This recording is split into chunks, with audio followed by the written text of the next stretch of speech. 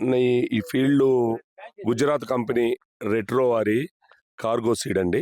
ఈ విత్తనాన్ని గత 3 సంవత్సరాల నుంచి మనకి ట్రయల్స్ ఇస్తూ ఉన్నారు. ఈ సంవత్సరమే ఓపెన్ మార్కెట్‌లోకి కొంచెం ఇచ్చారు.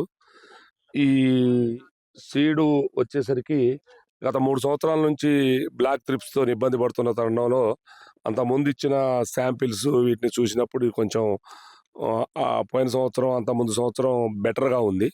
దాన్ని అదే ఉద్దేశంతోని ఈ సంవత్సరం విత్తనాన్ని వేయటం జరిగింది. మొత్తం టోటల్‌గా ఒక ఎకరంలో వేయటం జరిగింది. అయితే మిగతా విత్తనాలతోని పోలిస్తే దీనికి నల్లి ఎఫెక్ట్ తక్కువగా ఉంది. మీరు చూడండి చాలా గొప్పగా మండకి అంటే మనం పట్టుకుంటేనే ఇరిగిపోతున్నంత బాగా కాసిందండి.